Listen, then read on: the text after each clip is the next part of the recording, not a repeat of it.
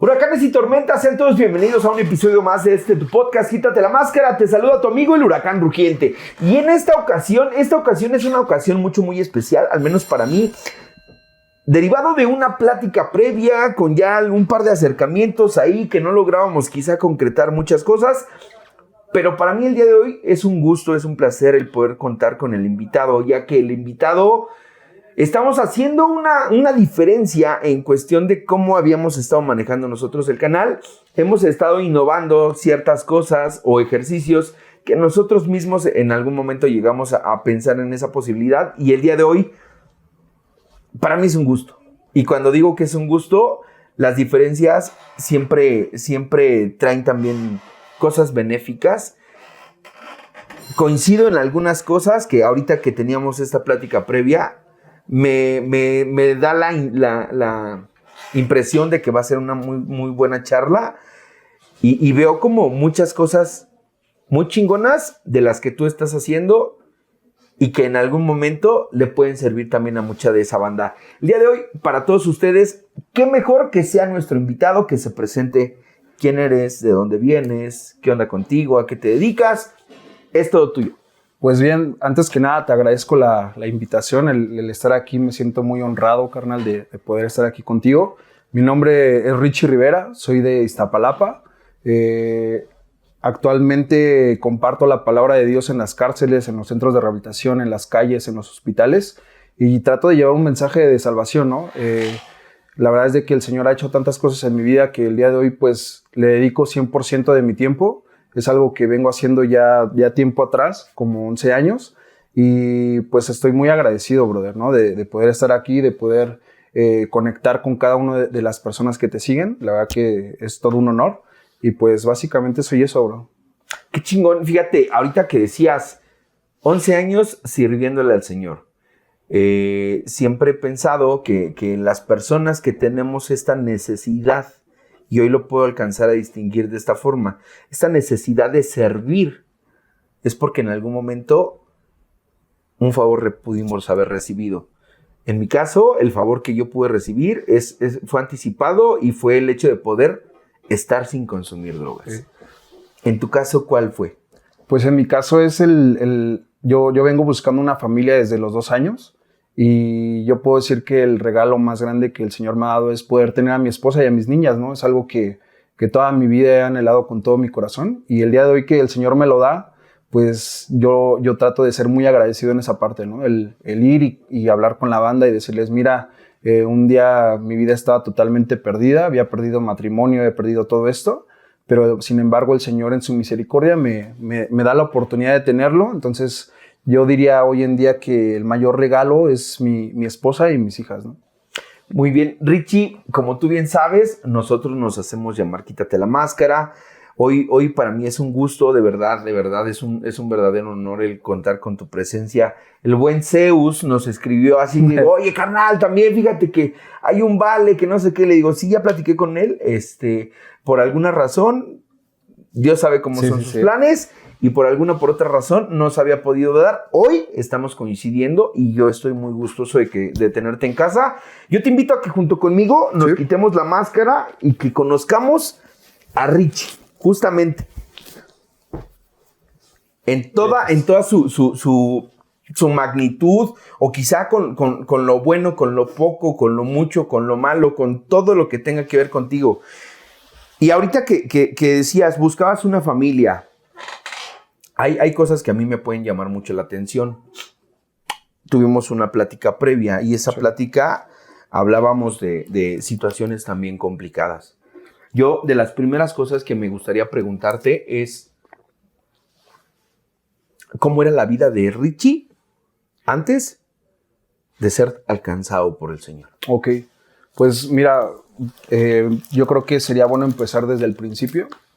Vengo de unos padres que de alguna manera no supieron llevar bien su matrimonio. Tuvieron muchísimos problemas. Uh-huh. Mi madre y mi padre se separaron y por gajes de la vida fui a dar con la abuela allá en Iztapalapa, en el barrio. y pues ahí crezco, ¿no? Mi infancia totalmente fueron a veces maltratos, golpes, insultos, ¿no? La neta, mi abuela era bien chida, ¿no? Pero todo el entorno que envolvía, pues la verdad es de que era gacho, ¿no? La neta.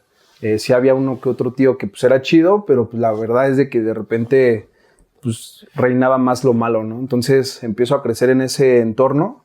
Yo soy de Iztapalapa, de Panteón Civil, y recuerdo que mi infancia pues fue como muy solitaria.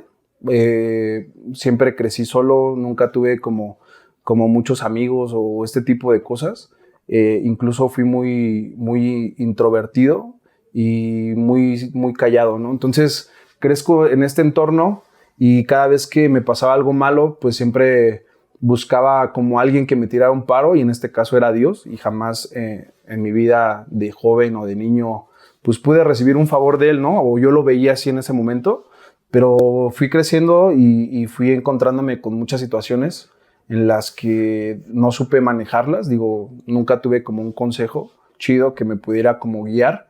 Entonces empiezo a crecer en este ámbito y la verdad es de que empiezo a consumir mucha marihuana, empiezo a consumir mucho alcohol, empiezo a llegar a lugares donde jamás pensé pisar, ¿no? Y con gente que jamás pensé relacionarme, pero yo siempre estaba como tratando de buscar como una identidad y un lugar a donde yo me sintiera como en familia, ¿sabes? Porque siempre yo carecí de eso, ¿no? El tener una familia para mí fue muy complicado y lo puedo decir así, lo vengo persiguiendo desde los 2 años. Es algo que yo anhelaba, tener un papá, una mamá, un entorno bonito, y desgraciadamente pues nunca sucede, ¿no? Entonces sigo creciendo sobre esta marcha. A los 16 años empiezo a viajar. Bueno, previamente empiezo a conocer todo esto de la hinchada de Pumas, de la Rebel, ¿no? Me empiezo a involucrar con toda esta banda, ¿no? Y encuentro una identidad chida, ¿no? La neta es de que llegué como anillo al dedo y me sentí muy apapachado por todo lo que se vivía. Sí eran muchos excesos y todo, pero realmente me sentía útil ahí, ¿no? Me sentía parte de algo, ¿no? Mencionaste, perdón que te interrumpa, mencionaste el tema de consumir marihuana desde muy joven. Nosotros, la dinámica del podcast es justamente darle a conocer a la gente, sí. Y hoy en esta apertura de decir no solamente a través de Alcohólicos Anónimos, sino también de otras formas y de otras maneras que la banda ha podido mantenerse sin consumir, que creo que es el principal... la principal intención de lo que nosotros hacemos y que buscamos compartir con cada una de las personas que nos ve. ¿A qué edad fue que tú empezaste con el consumo? Pues yo recuerdo como a los 12 años, brother, ¿no? 12 años. Empiezo muy joven. La verdad que empiezo junto con un primo que ahorita actualmente está en el reclusorio norte por homicidio.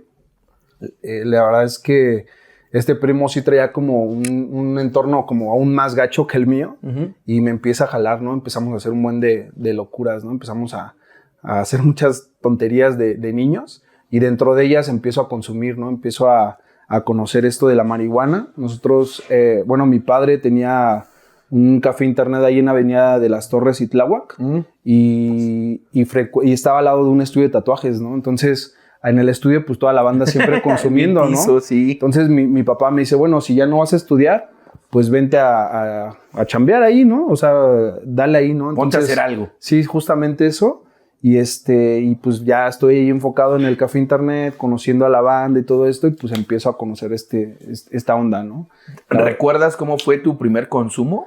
La verdad es de que sí, fue justamente en el ciber, estaba atendiendo el internet y de repente llega este compa, el del estudio de tatuajes de a un lado, por ahí me lo he topado ya en la vida después, pero pues nada más él iba pues fumando y me pasó la bacha y yo no sabía ni qué onda, jamás en mi vida había ni siquiera cigarro lo había consumido. La verdad es de que nunca me ha llamado mucho la atención eso. Pero cuando pruebo esto por primera vez, sí sentí como tanta tranquilidad que me sentí bien, ¿no? Al principio, ¿no? Empecé a relajarme, siempre fui como muy tenso, quería yo en cada situación como dominarla, ¿sabes? O sea, de no tener como esa figura que me respaldara o que me ayudara, siempre yo creí que yo tenía que hacerlo, ¿no? El presentarme, el tener el control de la situación, y estaba muy tenso siempre.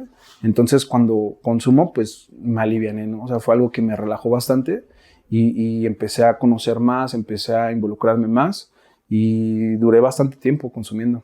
Ok, ¿solamente hubo consumo de marihuana Alcohol, marihuana y ya dentro de la barra de los Pumas y hacer los viajes de Ciudad de México a Monterrey, o sea, viajes largos, pues ahí era lo que hubiera, ¿no? O sea, desde activo, otras cosas, ¿no?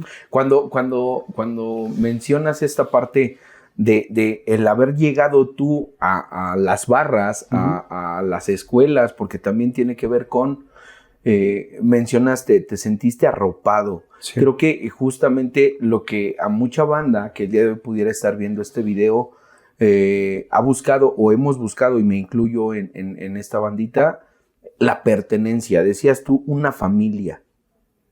Y cuando hablamos de una familia, siempre viene a compensar algo que no se tuvo. En el caso que tú me estás platicando, una familia que no estaba, que mencionaste, dijiste una palabra, un entorno malo. Sí. ¿Cómo puedes identificar como un entorno malo? ¿Qué había en la casa? Pues desde el principio, ¿no? O sea, el saber que no era mi casa, ¿no?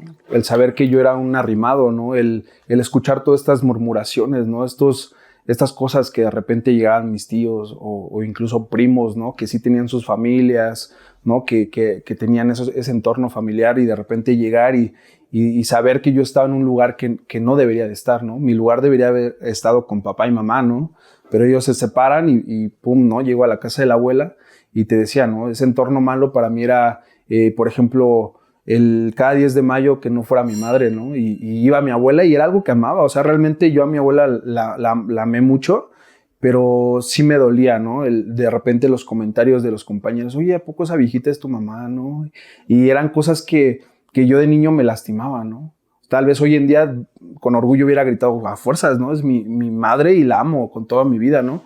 Pero en el momento sí son como ciertas cosas que te van marcando y te van diciendo, pues no es tuyo, ¿no? O sea, de repente llegaba un tío y armaba todo el refrigerador, siempre en la casa de la abuela había comida y lo armaba y de repente, oye, quería agarrar esto y no, eso no, porque no es tuyo, ¿no? Y detalles como esto, ¿sabes? El de repente estar jugando ahí con tus carritos de morro y pasa el tío manchado y pues te los patea, ¿no? O te da un coscorrón, o se pasa de lanza, te da un zape. Entonces yo crecí con muchas de estas cosas, ¿no? Entonces yo por eso digo, fue un entorno malo. Lo único que yo tal vez rescataría de todo eso fue mi abuela, ¿no? Que fue una mujer súper linda conmigo, me amaba y yo la verdad que aprendí mucho de ella, ¿no? Una de las cosas que recuerdo mucho de ella me decía, siempre habla con el corazón, ¿no? Y se me quedó tan marcado que cuando ella muere, yo corro al estudio de tatuajes y me hago un corazón aquí en mi cuello, ¿no? En la garganta, en símbolo de esto, ¿no? Y yo la recuerdo con mucho cariño, ¿no? Es alguien que me marcó y trato de rescatar lo bueno, ¿no? Cuando se habla de estas murmuraciones que tú referías ahorita, muchas veces yo lo he identificado en mi vida personal y en el tiempo que llevo trabajando con otros adictos. Hay cierta inocencia en los niños, pero al mismo tiempo esa inocencia muchas veces viene acompañada de un toque de crueldad. Sí. Y en este toque de crueldad es cuando existen comentarios como los que decías, ¿no? ¿Es tu mamá? O yo he escuchado, y de verdad, hasta en escuelas ya a lo mejor secundarias, que ya hay un poquito más de noción, burlas de parte de otros niños. Y esas burlas son las que impactan y que se quedan. Ah, mira, ese niño no tiene mamá. Ah, mira, ese niño no tiene papá.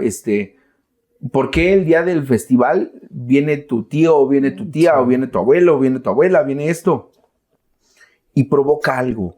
¿Tú recuerdas el sentimiento o la emoción que te hacía el recibir estos comentarios? Sí, era un sentimiento muy triste, ¿no? Al principio era como mucha tristeza y hacerme preguntas, ¿no? O sea, yo iba en la primaria, bro, ¿no? O sea, en segundo, tercer año, cuarto, ¿no? Y era muy repetitivo, ¿no? Siempre el 10 de mayo como que me marcó mucho, ¿no? Esta parte de que mi madre nunca fuera, ¿no? Y yo recuerdo un sentimiento como muy triste Y ese sentimiento se convirtió como en venganza, ¿sabes? Como en maldad, como en, pues ya no me lo va a decir para el otro año, ¿no? Me voy a poner chido, lo voy a agandallar y ya ni siquiera se va a atrever de decirme algo, ¿no? Entonces como que se convirtió tratando de ocultar esa tristeza como en algo violento, ¿sabes?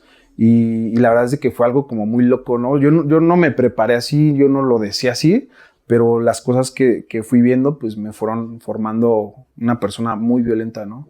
Al punto de que, pues sí, mi padre de repente cuando tenía chance de que lo mandaran a llamar, pues digo, siempre iba mi abuela, ¿no? Pero de vez en cuando ya como que iba mi papá, ¿no? Y una que otra vez iba y veía todo lo que ya había hecho. Y decía, ¿cómo crees? Digo, pues no, yo no sabía ni explicarlo, ¿no? Pero era tanto odio que yo traía cargando una maleta gigante de odio y de rencor y de tristeza que la tenía que depositar en un lugar, ¿no? Y siempre fui como el manchadito del salón, siempre fui un gandalla, ¿no? Y el ir de un punto donde tú me dices un poco retraído, un poco más tranquilo, sí. a convertirse en el bully del salón, en el bully de la escuela, quizá en la forma que tenemos muchos de defendernos, de decir, antes de que tú me hagas, yo te estoy haciendo. Sí. Antes de que tú me veas a mí vulnerable, triste, solo, llorando, yo te voy a hacer 20 antes para que ya no tengas recursos de querer meterte conmigo. Cuando tú me dices 12 años fumando marihuana, o sea, a esa edad empezaste a fumar marihuana, ¿alguien se dio cuenta en casa? Pues, ¿qué crees? Que como no había como mucho control de que me estuvieran vigilando o algo. Digo, la única era mi abuelita, brother, ¿no? Y los tíos de repente llegaban, mi papá se paraba bien temprano, se iba a chambear y regresaba bien noche. Entonces, sí tuve como muchas oportunidades de consumir sin que mucho tiempo se dieran cuenta, ¿no?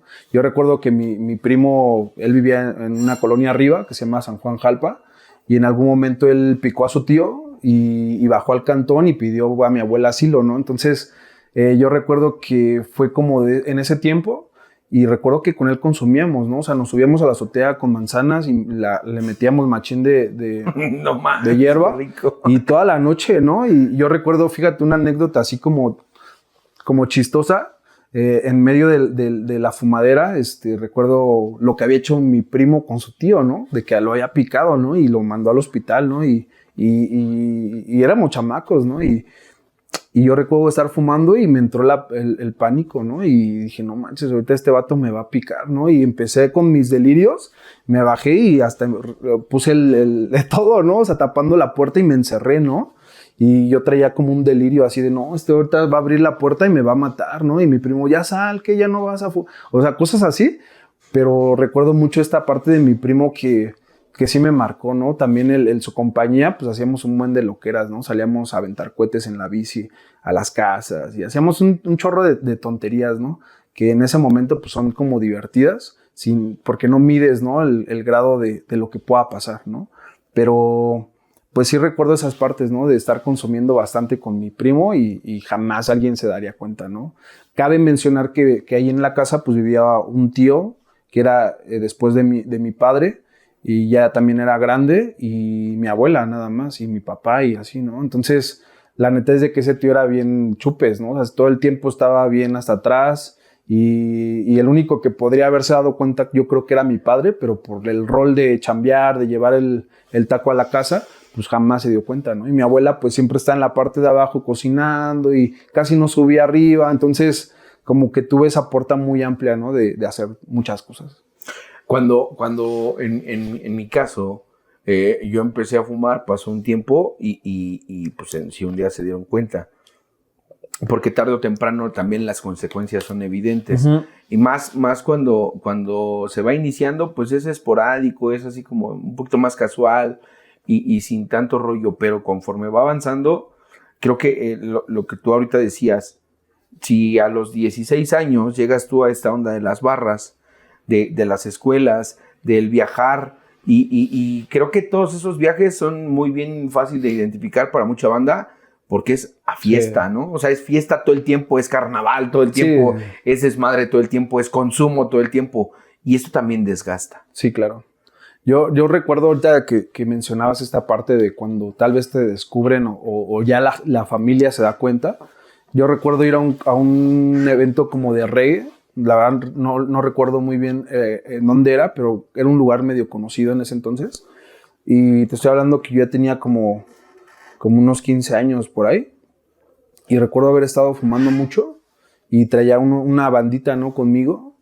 Pero en ese momento me sentí tan mal. O sea, hubo algo en mi vida que me hizo estar como en un momento de ira y pasar a la tristeza. O sea, fue un llover de emociones que me sentía tan terrible que me salí del lugar, y yo creo que eso hasta me hizo daño porque me dio aire o no sé, y me sentía aún peor. Y recuerdo que lo que hice fue marcarle a mi papá, ¿no? Y decirle, pa, estoy en tal lugar, por favor ven por mí, ¿no? Y mi papá ha sido una persona noble. O sea, nunca fue agresivo, nunca se manchó conmigo ni nada. Sí hubo una falta como de comprensión tal vez, o de atención, pero nunca fue manchado, ¿no? Entonces recuerdo que le marqué y llegó. Yo no sé ni cómo llegó porque ni siquiera le di bien la dirección. O sea, recuerdo que le dije, estoy de aquí cerca de esto y de esto, y él llegó, ¿no? Y me vio bien mal, ¿no? Me vio bien marihuano. Y recuerdo que vi su rostro y vi como que se sentía triste por lo que estaba viendo, pero nada más me abrazó, me llevó a la casa, me metió a recostarme ahí en mi cama, y fue un momento que hasta la fecha yo ya en reflexión lo valoro, ¿no? O sea, digo, qué chido que en ese momento pues mi jefe no fue como cachetearme y todo esto, ¿no? Que por otro lado, pues la Biblia habla sobre de que al que ama, pues se le corrige, ¿no? Claro. Tal vez ahí hubiera sido un corregendo y tal vez me hubiera normalizado, ¿no? Pero pues el hubiera, sabes que no existe. No, ¿verdad? y principalmente creo que tocaste un punto importante. Ver la cara de un padre triste, Sí. no sé si decepcionado, no sé si enojado, pero con un tema importante que había que resolver. ¿Cómo abordó el tema a resolver tu papá posterior a eso? Te digo que siempre fue muy noble y nunca quiso como llevar contrarias, ¿no? Él tiene un lema, ¿no? Hasta la fecha de no pelear, ¿no? O sea, siempre que hay una situación, no pelees, ¿no? Y siempre es como esa parte muy noble que tiende a ser como, no me voy a meter, ¿no? Entonces, eso me dio más apertura, ¿no? O sea, jamás como que tuvimos una charla sobre ese tema, y al otro día me levanté como si no hubiera pasado nada, lo vi, se fue, regresó, y no tuvimos ninguna charla de eso. Entonces yo ahí vi que pues, no había falla, ¿no? O sea, no había ningún problema, ¿no? La verdad es de que hoy en día le agradezco a Dios por el padre que me dio. A pesar de cualquier cosa, es alguien que amo muchísimo. Digo, siempre, dentro de lo que cabe, siempre proveyó el cantón, ¿no? Para que no hubiera algo que faltara, ¿no? Entonces, esa parte la valoro muchísimo, ¿no? Tal vez yo lo podría decir, ¿no? Faltó un poquito de atención, ¿no? Un poquito de cómo estás, ¿no? Y hasta la fecha yo creo que es su forma de ser de mi papá, ¿no? Hoy en día entiendo que todos pasamos por situaciones que nos orillan a ser de una manera, ¿no? Entonces yo creo que mi padre pasó por situaciones que lo orillan a ser como es hoy en día, ¿no? Entonces yo aún así lo amo, lo quiero muchísimo, y es alguien que respeto mucho. Dentro del mundo de la adicción, hoy yo tengo bien identificado que es una enfermedad, y cuando hablamos de una enfermedad avanza. Sí. Y hay algo que yo he buscado transmitirle a la gente, no solamente al adicto, sino también a la familia. ¿Por qué? Porque la enfermedad va a avanzar independientemente de si existe o no consumo, la enfermedad continúa. Y siempre se viven cosas más complicadas, siempre nos metemos en más problemas, las situaciones, el consumo avanza, crece. Me gustaría preguntarte, ¿cuál fue el momento más complicado y las consecuencias más complejas que tú viviste de esa etapa de consumo? Pues, híjole, sí es una pregunta ahí media fuerte, más por lo que las consecuencias, ¿no? a las que llegué, y yo pensaría que fue mi momento más duro el enterrar a un hijo, ¿no? Cuando me tocó enterrar a mi primer hijo, yo había conocido a una persona y estábamos esperando un bebé. Te digo, yo siempre anhelé tener una familia, ¿no? Y corrí y provoqué que fuera así, ¿no? El tener esa familia. Y dentro de todo esto, pues cometimos muchos errores, ¿no? O sea, al punto de que hubiera maltratos, insultos, de todo, ¿no? Entonces, cuando sucede esto de mi bebé, el enterrarlo fue duro, ¿no? Y el saber que había sido por causa de mi loquera, ¿no? De tal vez no saber manejar las cosas, ¿no? De consumir durante todo este tiempo, ¿no? Donde ella estaba embarazada, ¿no?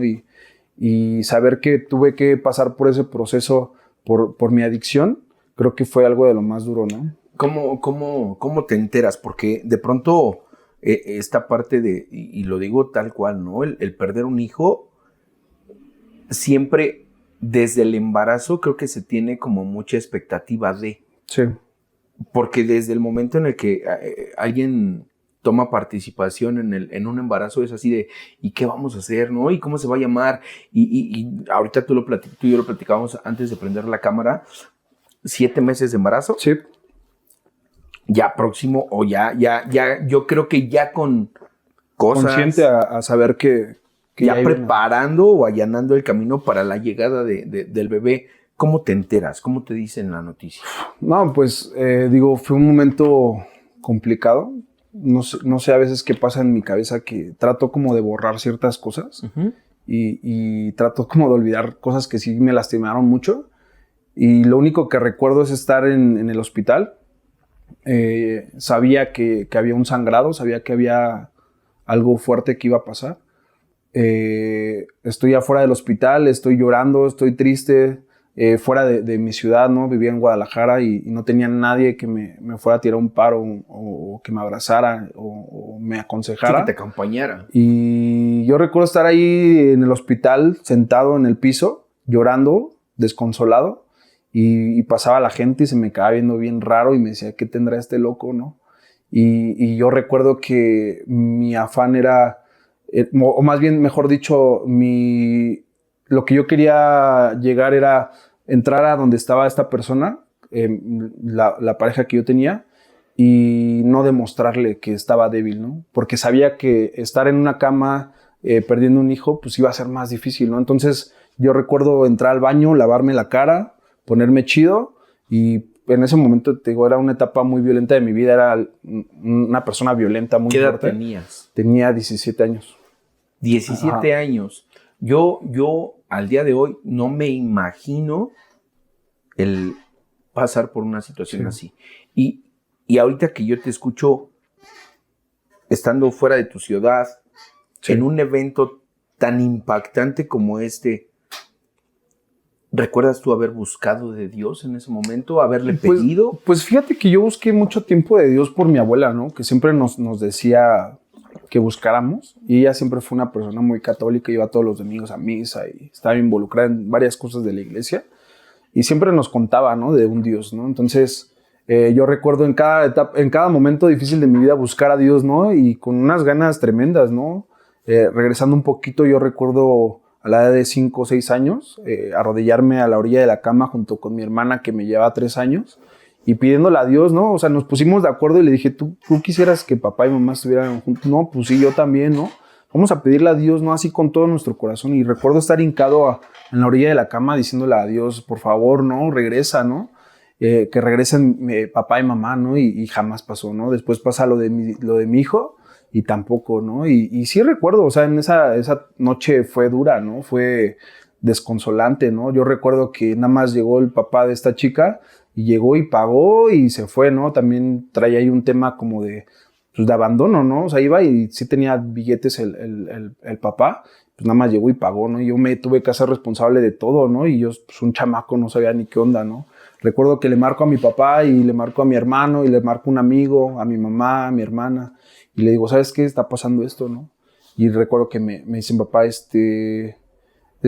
todo va a estar bien, ¿no? O algo así me dijo, algo como una palmadita como en la espalda, ¿no? de aliento. Como y mi hermano se me dijo, voy para allá, ¿no? Y mi hermana me dijo, yo también ahorita tomo el autobús y voy para allá. Y también mi madre, fíjate que en ese momento ella llegó hasta allá.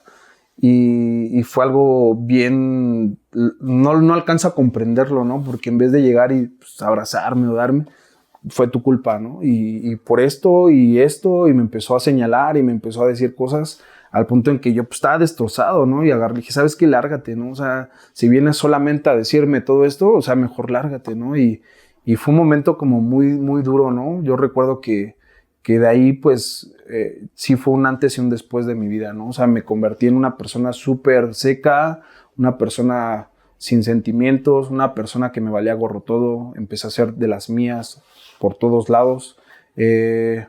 Recuerdo que pasó muchas cosas de esas, ¿no?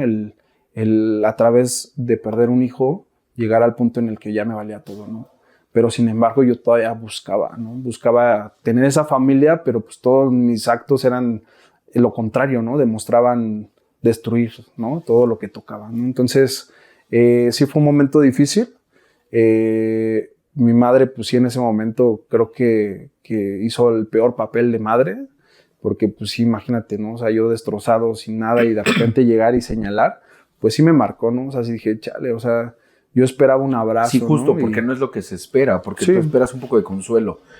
Después de esto, ahorita que teníamos esta plática, volvió a suceder. Sí. Y me llama mucho la atención, porque a mí me gusta leer, a mí me gustan muchas cosas, y una persona, de las personas que inició el programa de Alcohólicos Anónimos, en su historia de vida, que está redactada en un libro, menciona que él también perdió a 2 hijos. De hecho, Bill W. no pudo tener hijos, ¿no? Y plasma o se escribe acerca de cómo fue para él, pero a ti te volvió a suceder. Sí. ¿Qué trajo esta segunda ocasión? Imagínate, ¿no? La primera vez estuve destrozado y la segunda, pues ya había asimilado un poco, ¿no? O sea, ya sabía lo que se sentía, ¿no? Obviamente fue una situación diferente, pero recuerdo que ya en la segunda ocasión, pues ya ni les marqué, ¿no? O sea, ya no le marqué a la familia, ni hice mucho bulla, ¿no? Porque dije, chale, pues de repente nada más es como una palmadita cuando pues, tú necesitas, ¿no? Algo más, ¿no? Y pues ya simplemente lo analicé, lo superé dentro de lo que cabe, o traté, o me hice creer que lo había superado, ¿no? Pero en realidad pues eran cosas que me habían marcado para toda mi vida, hasta la fecha, ¿no? Hoy en día sé que fue mi afán de querer tener una familia y provocar tan a pronta edad tener hijos, sin tener ni siquiera algo estable ni nada, ¿no? Entonces, la verdad que fue difícil entenderlo. Digo, hasta hace un par de años, como 11 años, justamente cuando el Señor me alcanza y me empieza a moldear, pues yo empiezo a cuestionar, ¿no? ¿Por qué a mí? ¿Por qué me pasó esto y todo esto?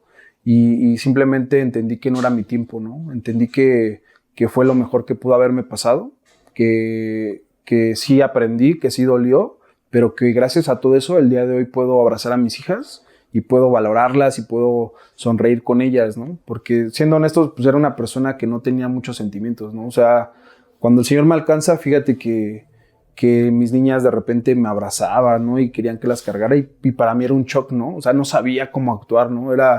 Nunca tuve eso, ¿no? Entonces, ¿cómo demostrarle a alguien que te quiera abrazar que la amas, ¿no? O sea, yo no sabía, o sea, fue un shock tremendo que me costó mucho trabajo, ¿no? Hoy en día sí, pues las abrazo, las beso, las cargo, las apapacho y todo eso, ¿no? Pero para llegar a ese punto fue duro, ¿no? Fue difícil, ¿no? Hasta sus primeros años igual ellas batallaron un poco conmigo en ese aspecto, ¿no? Pero hoy le doy gracias a mi esposa que me ha ayudado, que me ha aconsejado, que me ha mostrado cómo se hace. Es una esposa que amo con toda mi vida, con todo mi corazón y dice la Biblia que es la ayuda idónea y yo lo creo, ¿no? He encontrado en ella la parte que a mí me hace falta, ¿no? Y yo creo que ella en mí hemos hecho buen complemento, ¿no? Para el día de hoy poder tener la familia que tengo y la presumo en todos lados, ¿no? Ahorita que llegamos, dije, acompáñenme porque quiero que sean parte de esto, ¿no? A final de cuentas, todo lo que he tratado de hacer es para que ellas puedan salir adelante, ¿no? El día de mañana saber cómo actuar, ¿no?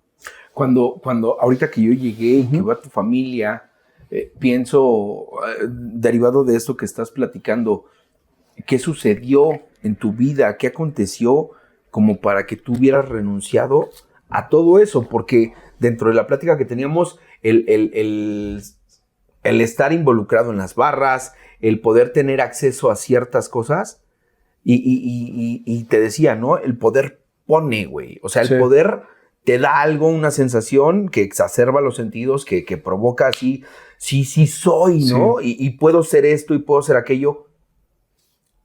¿Qué sucedió en tu vida como para que Tú te he escuchado ahorita en el ratito que estamos platicando, te alcanzó el Señor. Sí.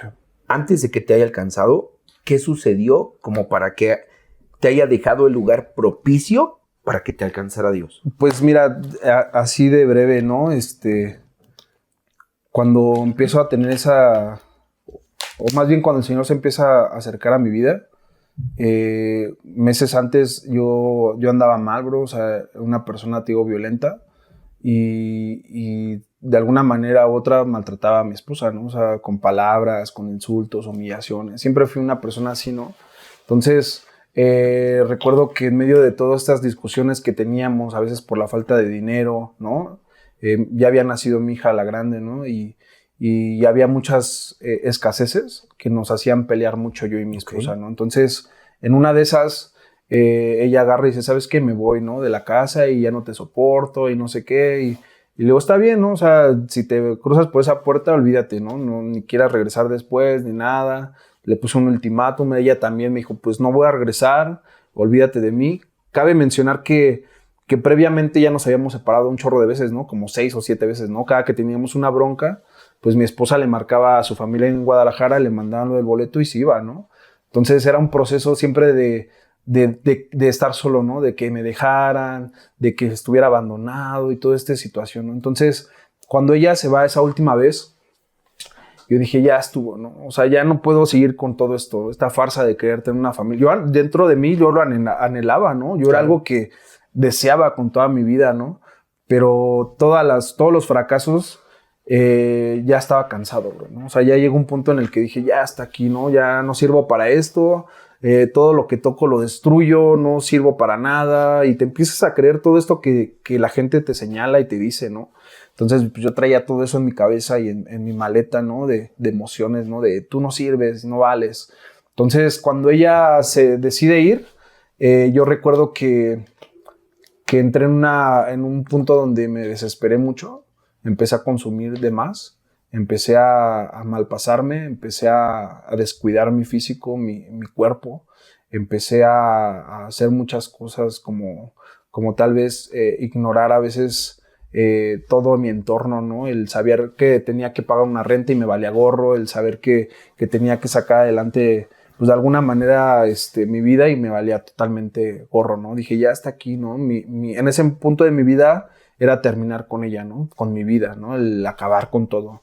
Entonces yo recuerdo que le había comprado un columpio a mi hija, como era un bebé, le había comprado un columpio de esos que se montan en el techo, y había puesto el arnés y todo el rollo.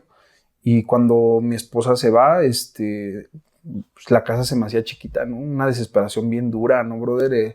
El departamento donde vivíamos se me hacía muy pequeño, las noches me consumía, ¿no? El saber que había un zapatito por ahí tirado y cosillas así me pusieron muy, muy, muy, muy mal. Entonces, en medio del consumo, yo agarro y decido, pues, ponerse la corbata, ¿no? Como dicen. Y ya estoy ahí en ese momento y empiezo, antes de hacer ese acto, yo estaba decidido a hacerlo, bro. O sea, ya había perdido todo, ¿no? Mi abuela ya había fallecido, había enterrado 2 hijos, no, había perdido un matrimonio, ahora estaba perdiendo a mi matrimonio y a mi hija, ¿no? Entonces dije, ya hasta aquí, ¿no? Ya no voy a continuar con esta farsa, ¿no? Y al momento de hacer ese movimiento, empiezo a pelearme con Dios, ¿no? Empiezo a pelearme, empiezo a insultarle. La verdad es algo que me da un poco a veces como de pena contarlo en iglesias donde de repente me invitan, pero sí lo cuento en centros de rehabilitación, en las cárceles, claro, ¿no? Porque es la realidad. Entonces empiezo a pelearme con Dios en ese momento y le empiezo a decir, no, tú nunca estuviste, tú permitiste que muriera mi hijo, y empecé a decirle de groserías, empecé a insultarle, y en medio de todos estos insultos, bro, recuerdo que mi madre en ese entonces, fíjate cómo son las cosas, ¿no? Ella empezó a conocer de la Biblia y todo este rollo, y su afán de ella era como que nosotros también conociéramos, ¿no? La salvación y todo este rollo.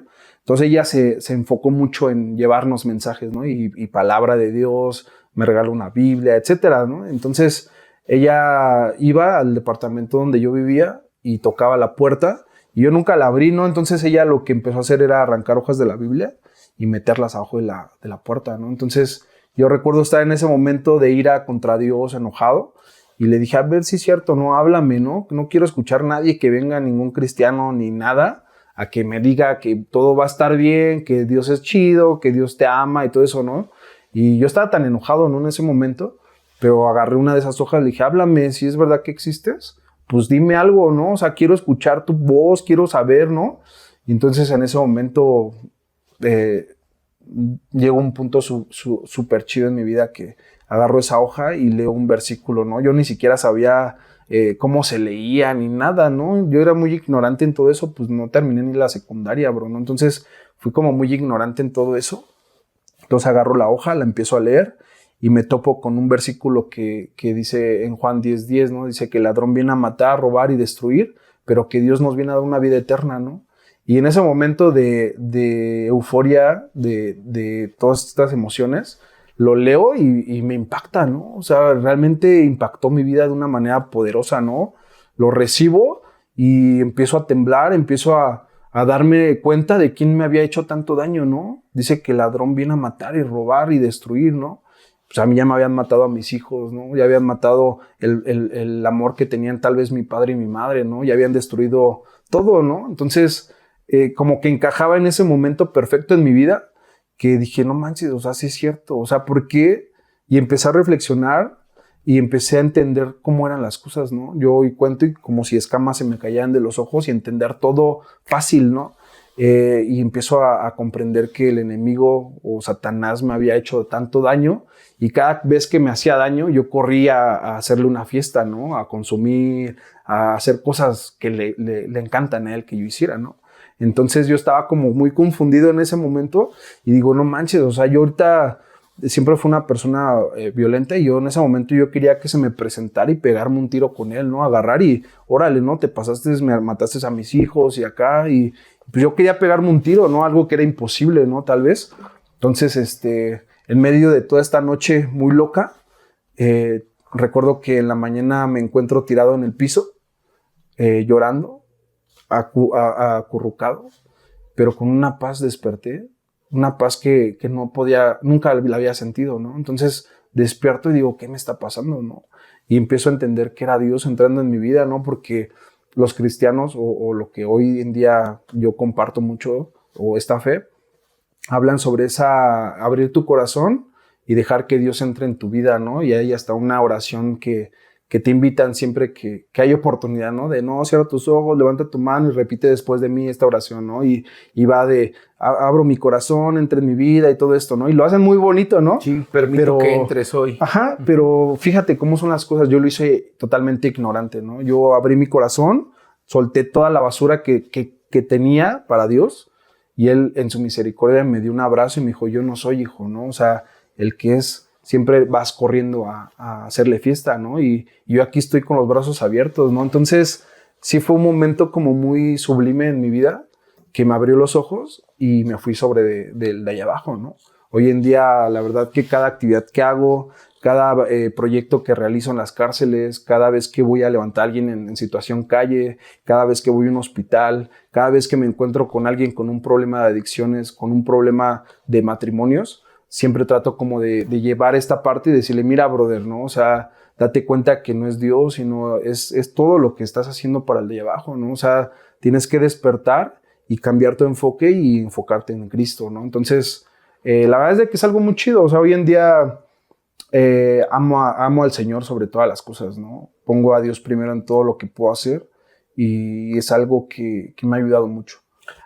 Hay algo que me llamó a mí mucho la atención porque te estaba preguntando yo que qué sucedió para que tú estuvieras de la forma adecuada para poder recibir lo que recibiste. Sí. Y creo que ahorita que yo te escuchaba le diste como muy al clavo.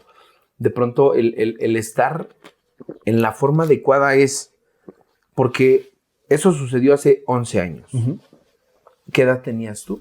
Pues ahorita tengo 35, soy bien malo para las cuentas. 24 años. Uh-huh. Si tú tenías 24 años, un joven en esta actualidad de 24 años difícilmente siente esta necesidad de buscar a Dios. Sí. He escuchado, he leído, he visto muchas cosas, ¿no? Y siempre dicen, en las trincheras no hay ateos y como en situaciones complicadas buscamos como en esta parte de, como si fuera un extintor. Sí. Cuando tú te estoy escuchando ahorita y te decía de el cofundador de Alcohólicos Anónimos que perdió a 2 hijos.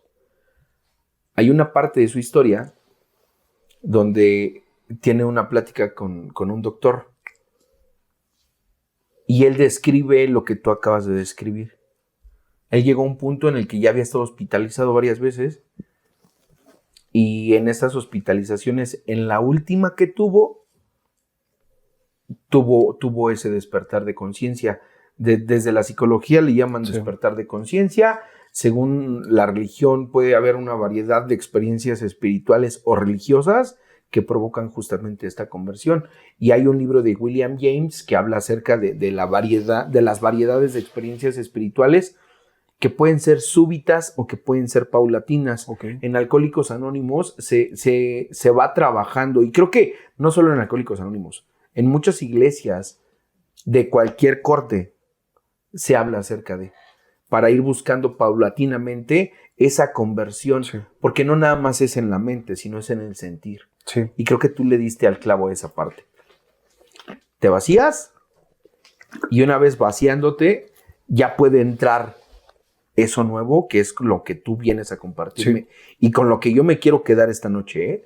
Te decía yo, iglesias también he buscado.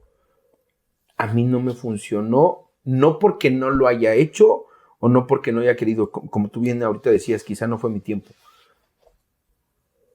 Hoy yo recibo a Dios cuando veo a un adicto desconsolado, cuando veo a una mamá desconsolada, preocupada, con mucha angustia de no saber cómo tratar a su hijo. Te decía que las personas que como tú tienen esta vocación de servir, es porque algo sucedió. Sí. Y me encantó, y te lo juro, no es porque estés aquí, pero me encantó la respuesta que me diste antes de prender la cámara.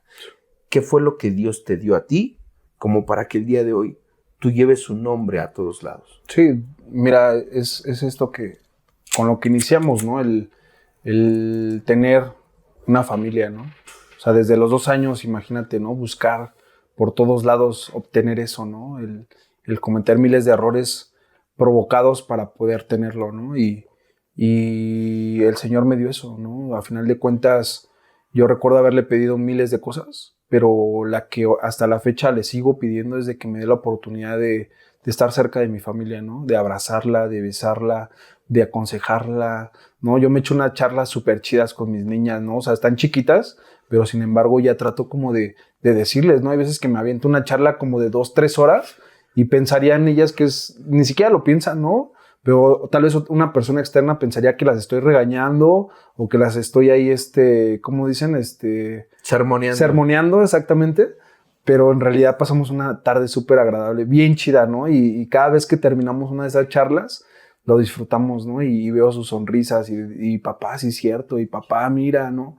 Hace poquito una de mis hijas, más bien la grande, se llama Katherine. Por cierto, ahí tienen su canal de YouTube, hacen rap y son las nenas de Dios, así se llaman. Y sale de la escuela y me dice, papá, es que una niña, mira que le pasó esto, se cayó y la ayudé y después de eso, después del recreo se burló de mí y me sentí muy mal, dije, la ayudé y luego y ya la apapaché, le dije, hija, podrán hacerte miles de cosas, pero eso no debe de modificar tu esencia, ¿no? El ayudar, ¿no? El quién tú eres, ¿no?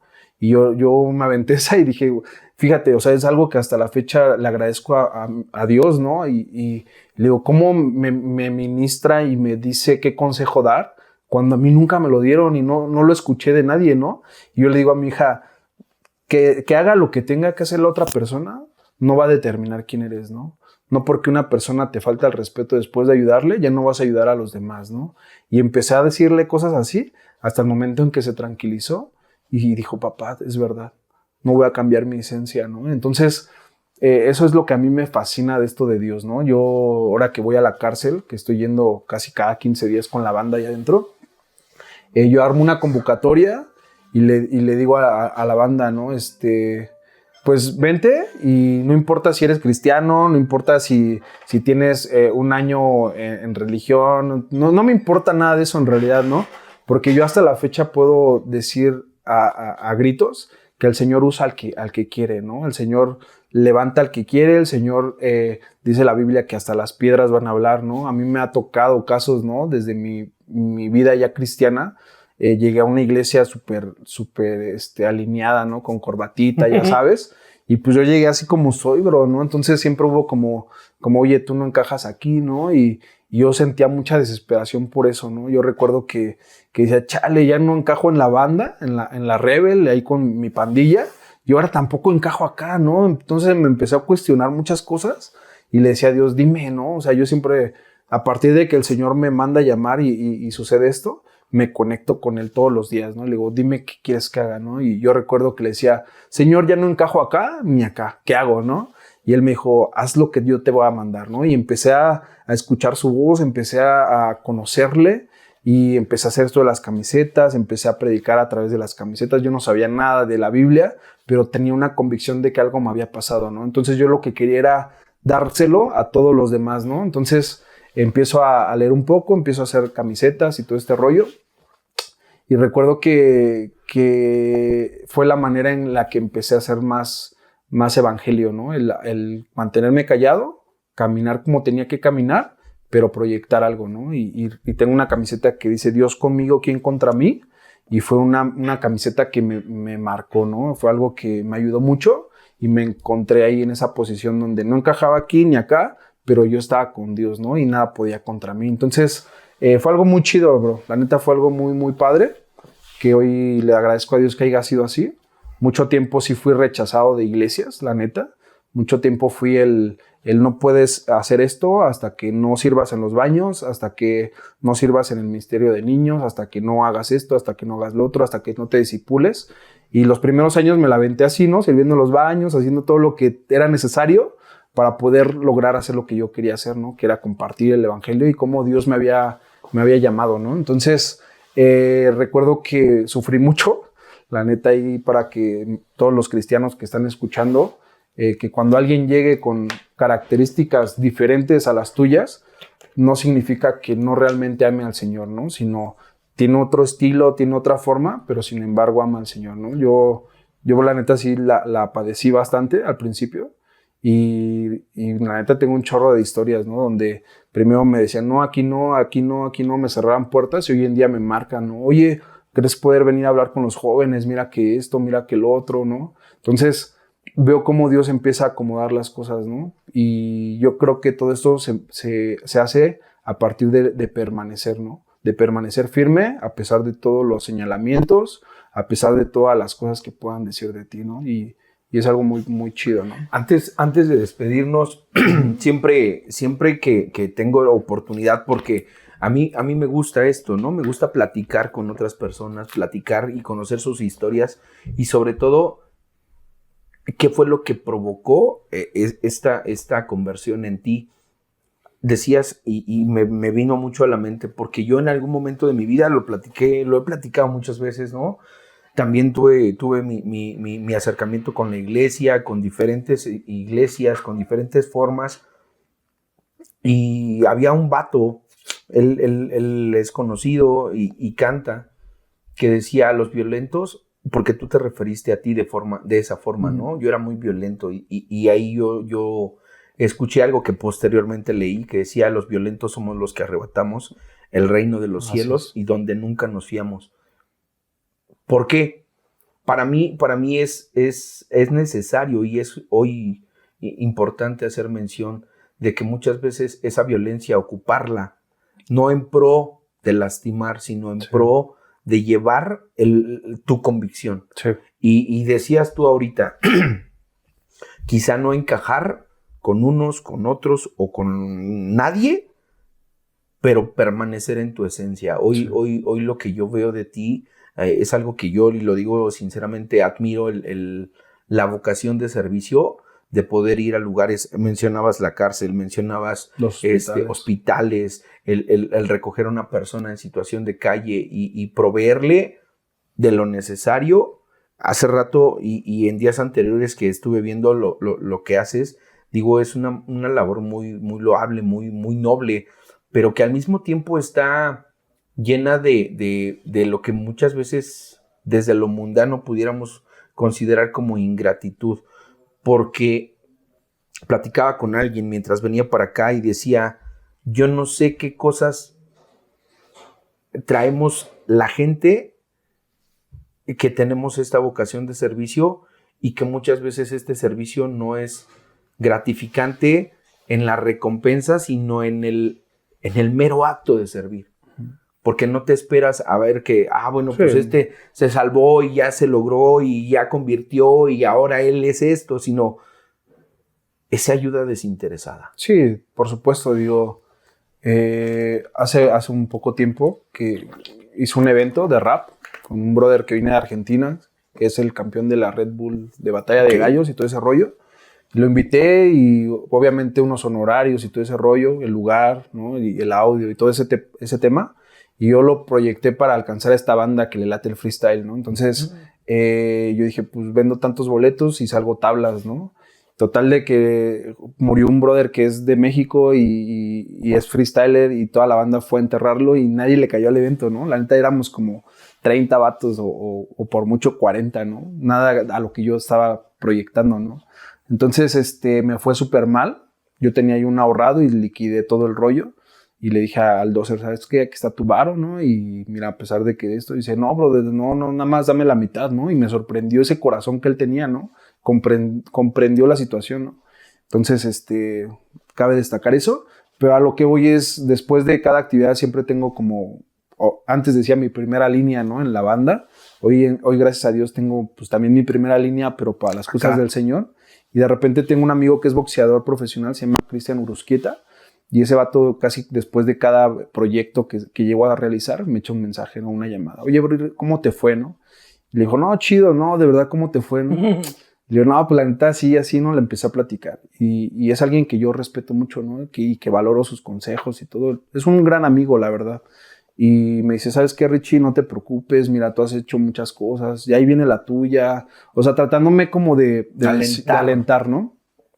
Y yo en otro momento hubiera dicho, gracias, bro, ¿no? O sea, chido, ¿no? Y la verdad fue gracias, pero en el momento el espíritu me llega y me dice, no, Richie, o sea, a ti ya te di hace 11 años la oportunidad de estar vivo y de tener lo que hoy tienes, ¿no? O sea, eso es pasajero, es un evento, podría decirse X, ¿no? Para mí sí importa mucho porque cada proyecto que hago, eventos de rap, culturales, lo que sea, lo hago con el enfoque de transmitir un buen mensaje, ¿no? Pero sí fue en ese momento así como de no salió nada y esto y lo otro y quedé endeudado y bla, bla, bla. Pero en el momento sí le dije a mi amigo, ¿sabes qué, Chris? La verdad que agradezco mucho, pero a mí el Señor ya me dio hace 11 años, ¿no? Esto ya es nada, o sea, yo estoy en deuda con el Padre, ¿no? Porque siendo honestos, yo ahorita era para que ya no estuviera aquí, ¿no? Entonces, como que empecé a entender eso, ¿no? El saber que todo lo que se hace es para la gloria de Dios. O sea, en ningún momento es como, Richie, ¿no? Está haciendo esto, Richie está haciendo lo otro, o Richie va a hacer esto. O sea, en realidad yo siempre que entro a la cárcel les digo, banda, mi nombre es tal, pero olvídense de ese nombre. O sea, yo quiero que se queden con el nombre que es sobre todo nombre, que es Jesús, ¿no? Y es algo que siempre comparto en todos lados, ¿no? El saber que no soy yo, sino es quien está conmigo, ¿no? El al que yo presento en todas las actividades. Hermano, yo el día de hoy me quedo con una gran satisfacción y hoy lo puedo decir así, me quedo con esto último que acabas de decir. Las personas que estamos hoy sirviendo a la forma y a la manera, tú en lo tuyo, yo en lo mío y mucha banda que está viendo y haciendo cosas que son similares. Una vez tuvimos aquí la visita de una persona que decía, ojalá hubiera más quítate la máscara, ojalá hubiera más propiedad de Dios en diferentes lugares, sí, de diferentes formas, ojalá fuéramos más lugares como estos que puntos de venta de droga. Estará padrísimo. Porque justamente se está viviendo una actualidad donde la generación más violenta, la generación más adicta, la generación más joven se está involucrando en problemas de los que difícilmente existen muchas herramientas para salir. Hoy una de ellas es propiedad de Dios. ¿Nos puedes decir algo antes de despedirnos? ¿Dónde están? ¿Qué hacen? ¿Qué onda con lo de sus playeras? ¿Cómo podemos obtenerlas? ¿Algún link? ¿Alguna página? ¿Para qué? Lo que dijiste ahorita me conmueve mucho porque la paga fue anticipada. Sí. Y para mí eso hoy se me queda tatuado y estoy seguro que en muchas ocasiones más yo me voy a acordar de ti. Justo por eso. Pero ¿cómo puede contribuir la banda que nos está viendo a propiedad de Dios? Pues antes que nada deben de saber que cada camiseta que nosotros vendemos, nosotros mismos la fabricamos en casa, entre yo y mi esposa e incluso hasta mis niñas. De repente ahí andan doblando y echándole ahí a todo eso. Entonces cada producto que sale de propiedad de Dios es hecho por nuestras propias manos. Es un talento y don que Dios nos dio. La verdad es de que lo hacemos con mucho cariño, bro. Yo le aviento... Los que saben de serigrafía de repente le avientan 1 o 2 y ya estuvo, ¿no? Yo le aviento hasta 4 para que quede bien blanco y, o sea, trato de darle mucho cariño a lo que hacemos. Entonces, nuestra página de internet es www.propiedadedios.com. Ahí viene todo el teléfono, viene el WhatsApp para podernos contactar y ahí mismo en WhatsApp tenemos el catálogo, ¿no? Cada producto que se vende, hay un porcentaje que lo destinamos directamente a los proyectos de la cárcel, ¿no? Incluso ahí en el apartado de la parte de arriba en el menú, hay una parte que dice Ministerio Carcelario. Tú le puedes picar ahí y empiezas a leer y empiezas a ver fotografías en todos los reclusorios chambeando, ¿no? O sea, no hay de que, oye, di para unos tacos y nunca llegaron, ¿no? Ahí hay fotos con la banda, con sus taquitos, con balones de fucho. O sea, hay todo eso, ¿no? Como evidencia para decir, es realmente lo que estamos haciendo, ¿no? Una de las cosas también es saber que cada producto, pues, el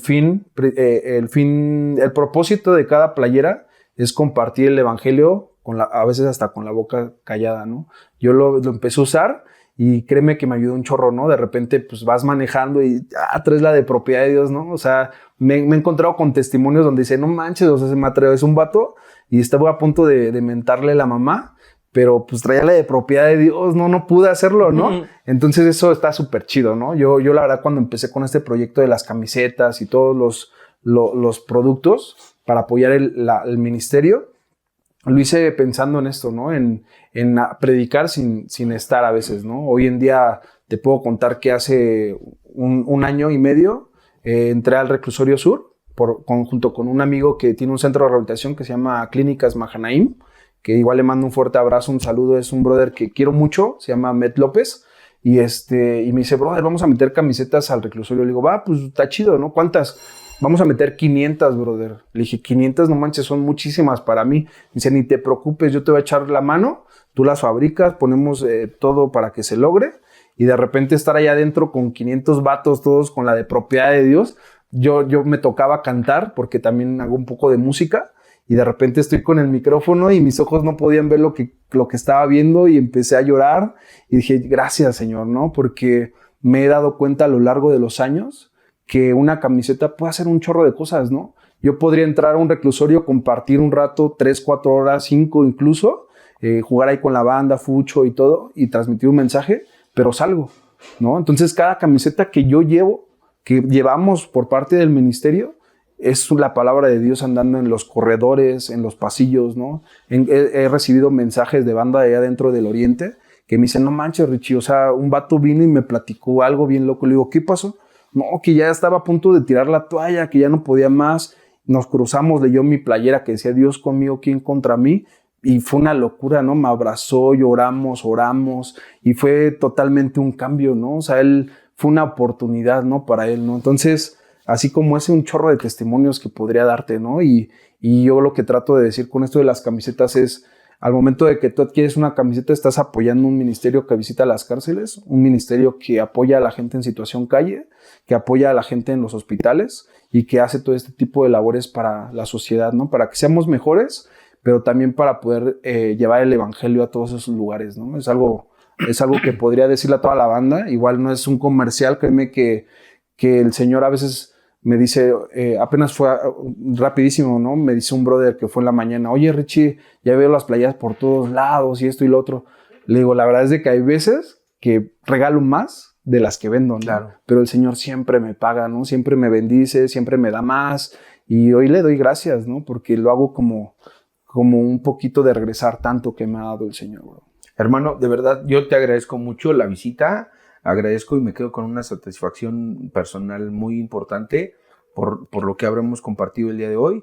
Y para toda la banda que se quiera adquirir una playerita, pónganse ahí, métanse al propiedadedios.com propiedadedios.com y de alguna forma vamos a sumar. El día de hoy justamente la intención es esa, poder sumar a la causa que no tiene un nombre. Y cuando yo digo no tiene un nombre, la causa sí es amor, sí, va a impactar. Y va a impactar a quien tenga que impactar.